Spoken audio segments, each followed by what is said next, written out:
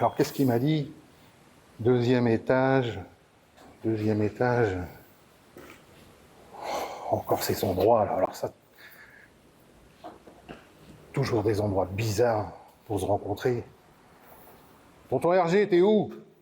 J'ai un super truc pour toi.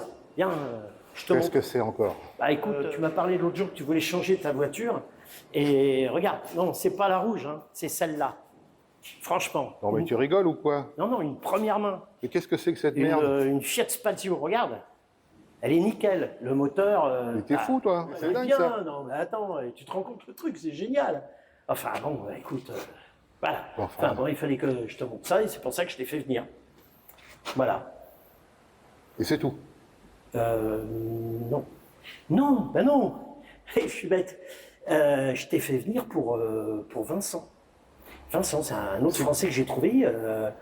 Bah pareil, je lui ai dit de venir. Il nous attend dans une maison qui est juste en face d'ici. Et lui, ça fait quoi, 4-5 ans qu'il est là, tu vois. Alors, il a parcouru le monde. Alors là, ce gars-là, franchement, je pense qu'il est allé au moins dans 150 pays à travers le monde. 150 pays? Ah oui, oui, oui, oui. Et, tiens-toi bien, il a terminé ici. Tu te rends compte, il avait un choix. Il connaît 150 pays et pourtant, qu'est-ce qu'il fait? Il vient ici, à Buenos Aires en plus. C'est un truc de dingue. Alors ça, j'ai trouvé hyper louche. Donc, alors je me suis dit, celui-là, il faut vraiment, mais vraiment qu'on lui pose toutes les questions qu'il faut pour vraiment savoir qu'est-ce qu'il vient faire ici. Voilà. Bon, bah on va le voir alors Allez, maintenant. viens, on va le voir, on traverse. Mais tu me dis hein, si ça t'intéresse. Oui, t'as raison. Ok. T'as raison. Là, on a un super invité cette semaine, c'est Vincent. Et donc, il est avec nous, très content d'être avec nous d'ailleurs. Et il est juste derrière moi, et on va commencer à lui poser quelques petites questions. Bonjour Vincent. Bonjour. Ah, qu'est-ce qu'il est content d'être avec nous.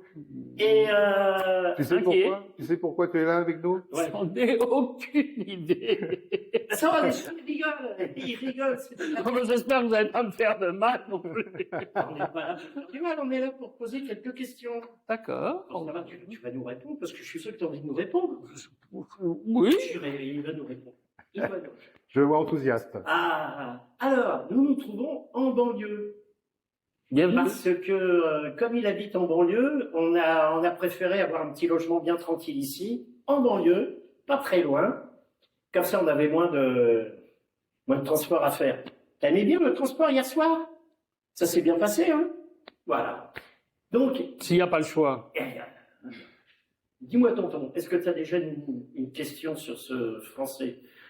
Oui, ben moi j'aimerais savoir depuis combien de temps tu es en Argentine, mon cher Vincent. Officiellement, je suis arrivé le 2 janvier 2020. Ça faisait déjà 1 an que je faisais les allers-retours, mais je suis arrivé officiellement le 2 janvier 2020, juste avant la pandémie. Et tu fais quoi dans la vie? Qu'est-ce que tu fais ici à Buenos Aires?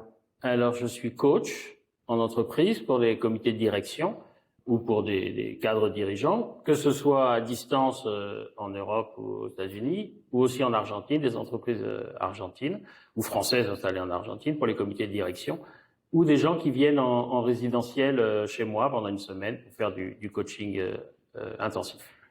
Excuse-moi, tonton, mais je crois que tu es allé un peu trop vite. T'as pas remarqué, il a dit, j'ai fait des allers-retours, mais il nous a pas dit des allers-retours entre où et où. Alors, j'habitais à Paris, mais je travaillais dans l'humanitaire, dans une ONG À Paris, dans internationale. l'humanitaire? Ouais, à Paris, dans l'humanitaire, une ONG internationale. Je voyageais beaucoup. J'avais 54 pays, donc Ah oui, quand je devais même. visiter tous les ans, donc je voyageais beaucoup. Je n'étais jamais à Paris.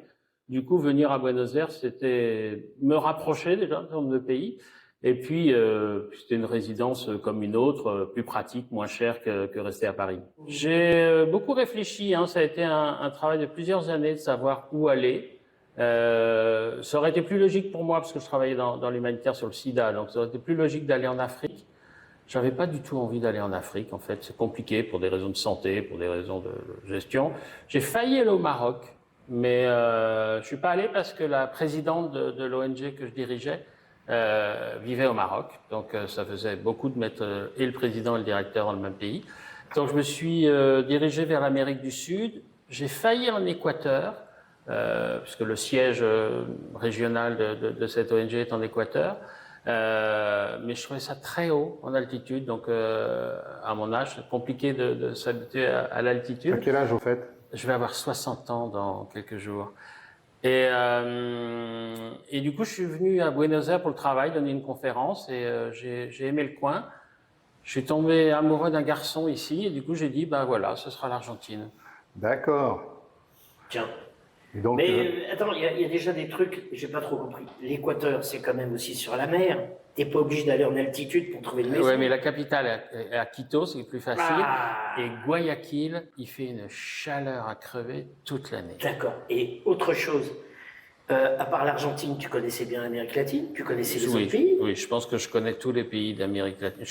Et t'as pas hésité avec un autre pays sans être l'Équateur, non? Mais non, le siège de mon ONG était en Équateur, donc l'Équateur s'est imposé logiquement. Oui. Après, j'aurais pu aller en Colombie, parce que la Colombie c'est sympa, j'aime beaucoup Medellín. Moins Bogota, c'est un peu plus haut. Mais quand je suis venu à Buenos Aires pour la première fois, je suis tombé amoureux de l'endroit. ouais, Donc, d'accord. j'ai dit, ce sera ici. Très bien. Alors, tu nous as parlé d'une ONG, donc tu as été le directeur, c'est ça? Mais quel était l'objectif de cette ONG? Lutte contre le sida, hépatite et maladies infectieuses. D'accord. Donc très spécialisée, maladies infectieuses, très spécialisée en Afrique, mais aussi dans le monde entier, puisque présent dans 54 pays. Et toi, t'es quoi? À la base, t'es quoi? T'es médecin? T'es chercheur? Non, j'ai fait des études médicales. J'ai travaillé dans l'industrie pharmaceutique pendant quelques années. En 92, j'ai fait une rencontre incroyable avec une femme médecin qui, elle, présidait l'association Aide en France. Et tu t'es marié avec alors? Bon, elle avait 30 ans de plus que moi, la pauvre. Mais c'est comme ma mère, une nouvelle mère. Et donc, du coup, elle m'a décidé à aller diriger Aide à l'époque localement. Puis après, je suis devenu directeur général de Aide. Et puis après, je suis devenu directeur général de Coalition Plus, qui est l'ONG Aide, mais au niveau international. Oh, mais donc, je crois qu'on n'est pas tombé sur le premier imbécile. Alors là, je suis impressionné. T'es intelligent? Non, enfin, pas plus que les autres, mais... Une autre question. La première fois que tu es vu arriver à Buenos Aires, c'était en quelle année? Non, la première visite à Buenos Aires, c'est décembre 2018. Je vais lui donner une conférence. Non, je vais lui donner une conférence. Déjà pour travailler. Dans un congrès, ouais, c'est pour bosser sur la santé sexuelle anale. Ah, dis donc, oui, non, mais t'as des trucs super très spécifiques. Et je suis tombé amoureux de la ville. D'accord. En fait, donc du coup, mon conjoint de l'époque, oui. ça faisait 24 ans qu'on vivait ensemble, donc on peut dire mon conjoint de l'époque quand même. Oui, quand même. Est venu me rejoindre et on a passé 15 jours de vacances. On est allé à Salta faire le Jujuy, etc., les deux boucles sud et nord, et puis Mar del Plata. Très bien. Pour passer le jour de l'an. Et je suis reparti le 15 janvier en disant oh, ça me plaît cet endroit. Il faudra revenir en vacances, c'est ça? Non, j'ai décidé que j'allais revenir faire des sauts dans l'année, voir l'association locale, la structure, si ce serait un lieu pour nous installer pour notre retraite avec mon conjoint. Ouais. Non, c'est la première fois qu'on a dit, tiens, mais pourquoi est-ce qu'on n'a pas pensé à l'Argentine? Ça faisait des années qu'on discutait d'où est-ce qu'on allait finir. On savait qu'on finirait pas en France. Donc ça faisait des années qu'on cherchait et on est venu ici, on a aimé le pays, les gens, la nourriture, la diversité, le climat, enfin tout nous plaisait. Donc on s'est dit, ben voilà, c'est l'Argentine, faut qu'on prépare l'installation. Et toute l'année 2019, j'ai dû faire 7 ou 8 allers-retours. Ouais, donc ça a été super rapide, quoi, entre le moment où tu as pris la décision. Alors je suis revenu en mars, en avril, en mai. Et là, j'ai dit, ça me plaît. Donc j'ai demandé au conseil d'administration de mon ONG si m'installer en Argentine avait du sens, s'ils m'autorisaient. Et si c'était fonctionnel, ils m'ont dit oui à la rentrée au conseil d'administration de septembre, je crois. Et donc, pour que ce soit effectif, le 2 janvier 2020. Ok. Et donc, je suis arrivé ici avec mes valises, seul, le 2 janvier 2020, parce qu'il fallait vendre la maison. On avait une maison à Paris. Donc, il fallait vendre la maison à Paris, il fallait s'installer, il fallait faire tous les papiers, etc. Donc, mon conjoint est resté là-bas. Et moi, je suis venu m'installer ici tout seul le 2 janvier 2020. D'accord. Tu as trouvé une petite location? Une petite location ici à Vicente Lopez. Donc, j'étais déjà en banlieue. Juste en face de la Quinta. Donc, j'avais vu sur la Quinta présidentielle. C'était rigolo. Mais pourquoi tu avais choisi en banlieue à l'époque? Tu travaillais en banlieue ou Non, c'est ce que j'ai trouvé en fait, à louer, bouche à oreille. T'as pas cherché dans le centre ou non? Non, ça, je savais, j'étais déjà venu suffisamment pour savoir que je voulais pas vivre à Palermo, je voulais pas vivre Même dans le micro-centre, Non, ça m'intéressait pas, je voulais être plus près de la campagne, plus près de Tigré, donc c'était facile. D'accord. Et puis le quartier est plus sûr, voilà. Ok. Oui, Puis Vicente-Lopez, ça me paraissait top. C'est assez chic quand même ici, hein, c'est chouette. Ouais, alors c'est très agréable. Ouais, ouais. Les gens viennent pas beaucoup ici, c'est vrai, les Français viennent pas beaucoup. Il y en a quelques-uns, on est un groupe quand même à vivre ici, mais c'est quand même un quartier extrêmement sécure, extrêmement calme, très agréable, au bord du fleuve, il y a plein de balades. Et puis, c'est pour sortir de Buenos Aires, c'est très vite fait. Ok. Et à ce moment-là, tu as donc tout de suite cherché à acheter ou pas tout de suite? Alors, pas tout de suite du tout. J'avais Non. aucune envie d'acheter. Moi, je continuais à bosser. J'avais 54 pays. Donc, de toute façon, en Argentine, j'aurais passé 50 jours comme je passais 50 jours en France. Ok. Donc, c'était juste changer de point de chute. D'accord. Mais je continuais à voyager. Je suis arrivé ici le 2 janvier. Le 5 janvier, je suis reparti à l'île Maurice. Après, je suis parti au Burkina. J'ai fait toute une boucle. Je suis rentré ici début février. Je suis dû rester 10 jours début février. Je suis reparti. T'étais installé ici, mais t'étais jamais ici. Mais comme en France. En gros, c'était Comme en France. Ma maison à Paris, j'y étais jamais. Donc, jamais. ça faisait déjà 10 ans que j'avais cette vie infernale. Et il a fallu combien de temps pour arriver au déclic qui te fasse donner envie d'acheter quelque chose? Ah bah ça a été extrêmement radical. C'est que je vais faire la partie triste de l'histoire, mais peu importe. Je suis retourné pour l'anniversaire de mon conjoint le 28 février à Paris. Ouais. On a fait son anniversaire. Je suis resté pour s'occuper des papiers, voir comment on faisait la maison, toujours pas vendue. Et il a fait un infarctus le 7 mars, il est mort. Oh. Donc ça a un peu été radical dans les choix. C'est digéré, donc ça a été lourd. Je suis revenu ici le 15 mars, donc on l'a incinéré le 13. Je suis revenu ici le 15 mars, frontière fermée. Donc je me suis retrouvé enfermé à Buenos Aires pendant 18 mois, parce que la frontière était fermée. Donc sans ça, le vouloir. t'avais aucun choix là-dessus. Oui. Donc enfermé ici 18 mois sans pouvoir sortir, parce que si je repartais, je pouvais plus revenir. J'avais déjà une partie de mes affaires ici, mais j'avais tout le reste de mes affaires en France, ma maison avant, tous mes biens qui étaient encore en France.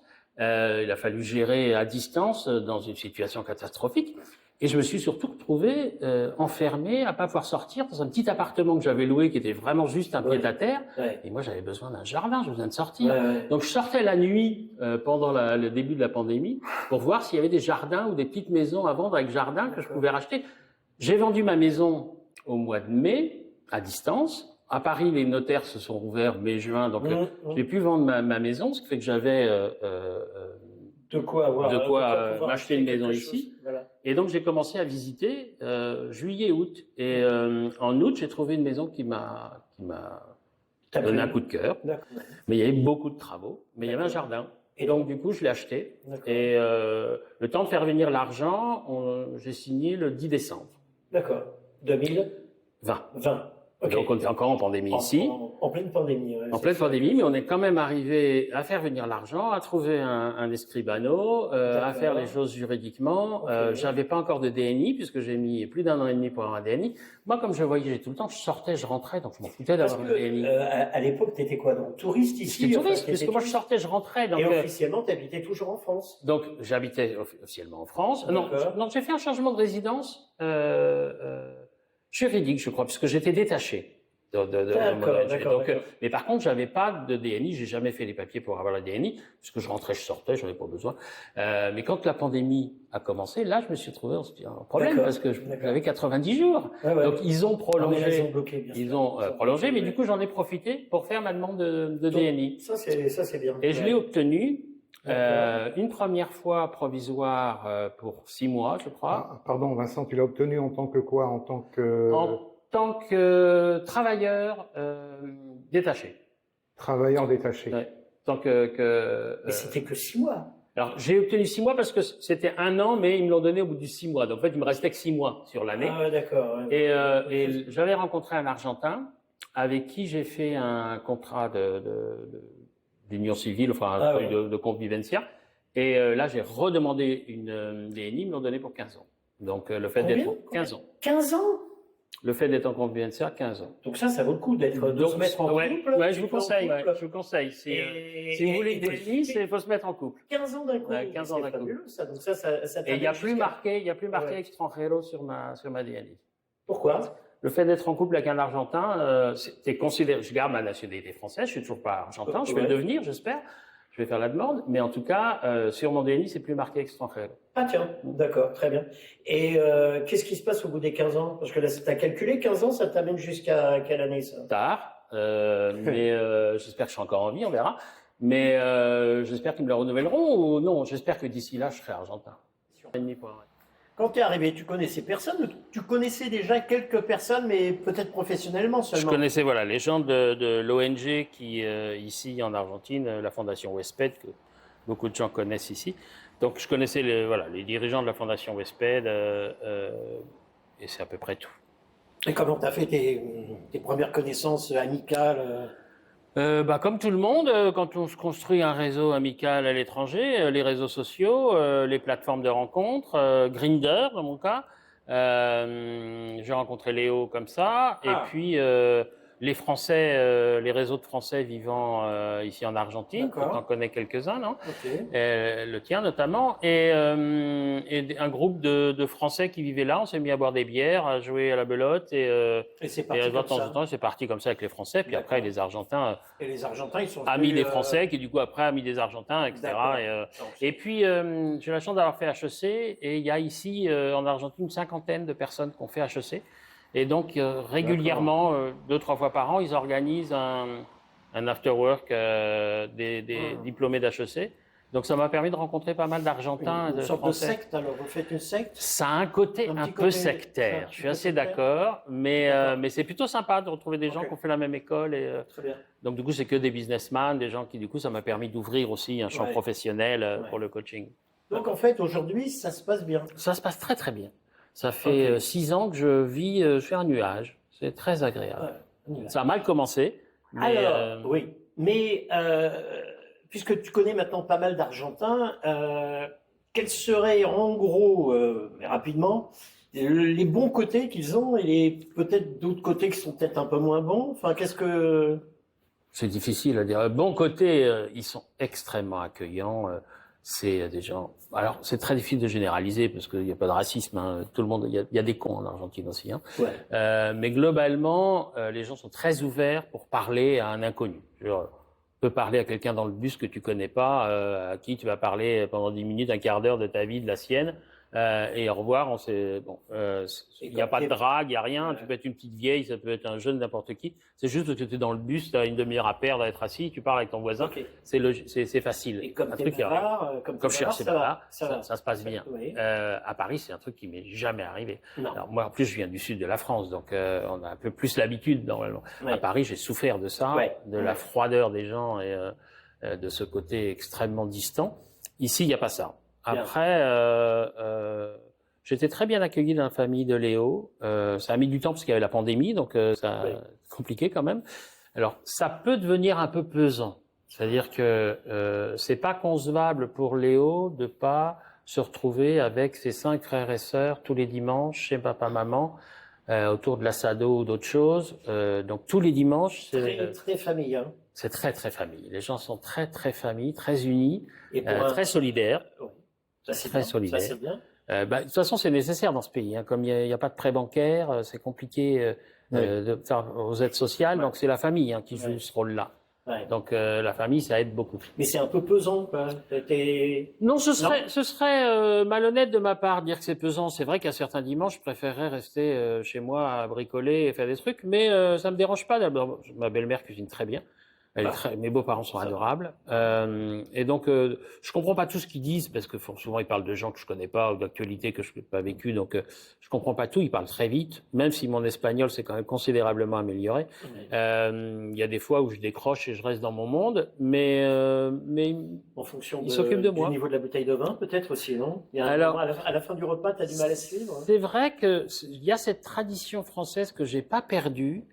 C'est d'amener une bouteille de vin quand on m'invite quelque part. Et donc le dimanche midi, j'arrive chez mes beaux-parents avec une bouteille de vin. Maintenant, je viens aussi avec un gâteau parce que la bouteille de vin, je me suis vite rendu compte que c'était pour moi puisqu'ils ne boivent pas, donc je suis le seul à boire la bouteille de vin que j'amène. Ah oui. Puis il faut la finir parce que sinon, non, je plaisante. Non, mais c'est vrai qu'il y a peu de. Faut pas rester. Et donc du coup, maintenant, j'amène un gâteau. Au moins, ils en profitent aussi. C'est vrai qu'en général, les Argentins boivent en moyenne moins que les Français. Ah, bah, en tout cas, dans cette famille-là, je ne sais pas les autres, mais dans cette famille-là, des fois, le père, pour m'accompagner, boit un verre, le frère, un demi-verre, et il me reste 3/4 de la bouteille pour moi. Bon, ça va.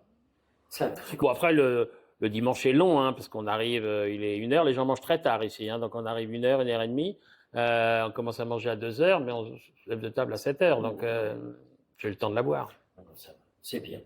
Et à part Buenos Aires, tu as eu le temps d'aller j'ai un peu visité, donc je suis allé plusieurs fois à Salta, Jujuy, parce que j'aime beaucoup, beaucoup ce coin-là. Ouais. Je suis allé au moins 3-4 fois au Chute d'Iguazú, parce que dès que quelqu'un vient en Argentine me visiter, que ce soit mes frères et sœurs ou des amis, je les emmène à Iguazú parce Tu que fais c'est le quand même guide. très joli, je fais le guide. Tu fais guide, ouais. Je suis allé à la péninsule de Valdés pour voir les baleines. Je suis allé plusieurs fois à Bariloche aussi, que ce soit en hiver, faire du ski Archi ou... touristique. Ouais, bah oui. Archi De toute touristique, façon, je voulais voir les coins Pareil, touristiques d'abord. Tu commences par ça, oui. Je suis allé au Ushuaia. Ouais. J'ai fait toute la côte, Mar del Plata, tous les trucs de Ouais. tous les étés, on va passer un peu de temps, que ce soit à Carrillo, Mar del Plata ou à Pinamar. T'apprécies le plus, ça, c'est. Salta, je pense, c'est Salta. vraiment un coin que j'aime beaucoup, beaucoup, Maintenant, beaucoup. tu ne te vois pas du tout habiter à Salta, non? Non, non, j'irai pas vivre à Salta. Dans 15 jours, je pars à La Rioja et Catamarca. Ouais. Donc, je vais voir, là, ça va être un peu moins touristique, ça va être un peu Ouais. différent. Je peux commencer maintenant à voir des choses un peu moins D'accord, touristiques, tant d'accord. que j'ai fait les choses les plus emblématiques. D'accord. Mais pour venir t'installer vivre, pour toi, c'était Buenos Aires. Ouais, T'as c'est pas Buenos eu Ah, c'est un seul doute à un Non, moment aucun. où, aucun. Et pour des raisons culturelles, sanitaires, c'est très culturel, Buenos Aires. Alors, c'est un ensemble culturel en premier, c'est sûr. Sanitaire, c'est sûr, parce que ça compte, la santé. Bah oui. Et on est quand même en Argentine, même si le système de santé est très bon, hein, même si les médecins sont très bons et qu'il y a un système qui est gratuit pour tout le monde. Toi, tu n'as pas de médecine privée? Alors, j'ai maintenant une bras sociale, mais pendant des années, j'en ai pas eu. Par contre, si, j'ai la CFE, la Caisse des Français à l'étranger. Donc ça, c'est super pratique. J'ai toujours été extrêmement bien soigné, enfin bien remboursé avec la Caisse des Français. et maintenant que tu as une mutuelle argentine, tu vas continuer avec la Caisse Toujours des la Caisse des Français, Français, parce que s'il m'arrive un pépin, quoi que ce soit, la Caisse des Français, elle couvre tout. Donc, tu en as deux, quoi. J'en ai 2, Tu en as deux. Bon. comme papa. Voilà. Moi, j'aimerais te poser 2-3 questions sur le sida. Comment ça avance la médecine? On en est où là? Il y a un vaccin? Il y a des médicaments qui guérissent le sida? Alors là, je vais te parler des heures, hein, si tu me branches sur le sujet du sida. Je peux en parler des heures. 3 minutes. En 3 minutes. Donc, 3 minutes.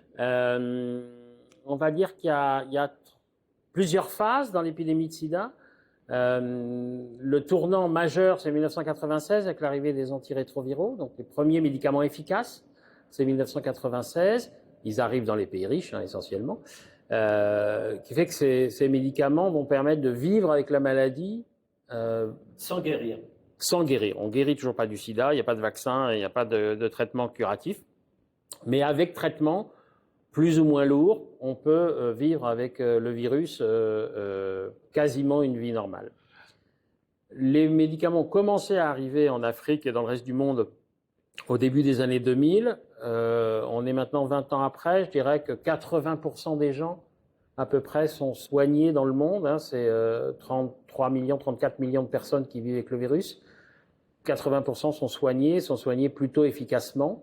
Il reste quand même une marge, donc il y a toujours environ 1 million de nouvelles contaminations par an, 1 million, 1,5 million, et il y a encore 700 000 morts par an. Donc on continue à mourir du sida dans le monde, moins en Europe, moins en Amérique, même si y a des gens qui ne sont pas bien traités ou les traitements ne sont pas efficaces ou qui développent des choses, donc il y a toujours des gens qui décèdent, mais encore beaucoup de décès en Afrique. Avec les nouvelles politiques internationales, notamment de Trump, il y a une baisse drastique des moyens, donc c'est pratiquement un tiers des gens dans le monde qui sont soignés par l'aide américaine, qui se retrouvent sans traitement du jour au lendemain depuis quelques mois. Donc de nouveau, on va assister à des morts et de nouveau, on va assister à des contaminations. Ça, c'est fou. Ouais. Et en Et- Argentine, ça touche la population ou non? Alors, oui, en Argentine, comme partout dans le Comme monde, partout. il n'y a pas de pays épargné par le sida. Non, ça mais je veux dire, n'existe pas. l'aide des Alors, États-Unis au niveau de l'Argentine, elle oui et arrive non, aussi, oui et non. Il y a un système de santé argentin qui fait que les médicaments sont payés par l'État, donc les gens continuent à recevoir le traitement, même si Milei a mis un sacré rabot dans les soins. Pour l'instant, les médicaments sont payés, c'est plutôt le reste des soins qui est pas payé. Par contre, là où il y a un frein important, c'est sur la recherche, parce que les États-Unis payaient beaucoup de la recherche par le ministère de la Santé américain. Et donc ça s'est arrêté aussi du jour au lendemain. La fondation WestMed, avec qui je travaille, je continue à faire du bénévolat à la fondation, est en grosse difficulté par la baisse des financements américains. D'accord. Ok. Ouais. Et il y a un espoir d'avoir un vaccin dans le futur, selon toi, ou... Il y a toujours de l'espoir. En médecine, il y a toujours de l'espoir. Françoise Barré-Sinoudi, qui est le prix Nobel de médecine, qui a eu le prix Nobel de médecine, justement, sur ses travaux sur le sida, qui est une amie, toujours, en France, même si elle est plus âgée aujourd'hui. Mais elle disait, il y a une dizaine d'années, peut-être que dans 100 ans, on saura si un jour on aura un vaccin ou pas. Ah Donc oui. c'est dire si, voilà, il faut rechercher, il faut continuer à investir, mais on en est encore loin. Même si on fait beaucoup de progrès, il y a beaucoup d'avancées, il y a des traitements de plus en plus efficaces, il y a maintenant des traitements préventifs. Donc les gens qui sont très exposés peuvent prendre un traitement avant de s'infecter et ça marche à 100%, donc c'est très efficace, Ah oui. plus efficace que le préservatif. Donc il y a des gens maintenant qui sont sous traitement préventif. On peut maintenant faire des traitements préventifs avec 2 injections par an. Donc c'est faire une injection tous les 6 mois, on est protégé du sida à 100%. Ah, c'est comme un vaccin à courte C'est une portée. sorte Si on veut. alors c'est pas un vaccin, parce que ça fonctionne pas comme un vaccin, Oui, d'accord. mais c'est un traitement qui effectivement bloque l'entrée du virus. Ah, c'est super ça. Et donc ça, c'est mais ça coûte très cher. Ah oui. Il y en a pour 24 000 € par an quand même, hein, donc c'est Ah, pas quand tout le même. monde qui va se payer ça. Donc il faut que ce soit effectivement des financements. Faut attendre que les prix baissent, les prix vont baisser, c'est sûr, mais la recherche avance.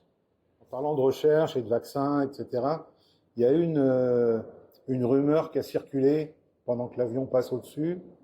On entend.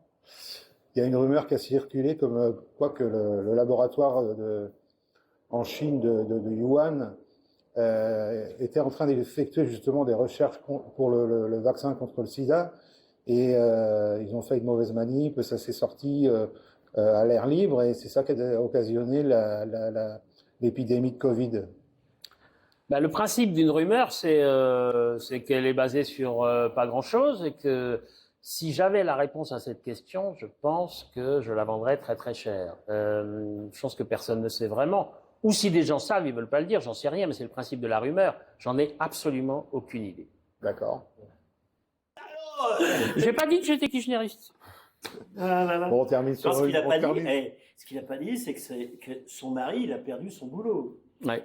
Ouais. Eh ouais, et là, il faisait une gueule pas possible. C'était quoi, ça, il y a 1 an? Non, un peu Non, moins, c'est même. que En janvier dès que Milei est arrivé, 1er février, il est Ah ouais. le 31 janvier, non, le 1er février même, qui était un vendredi, il a reçu un mail lui disant vous ne faites plus partie du Un mail, ministère de la Science.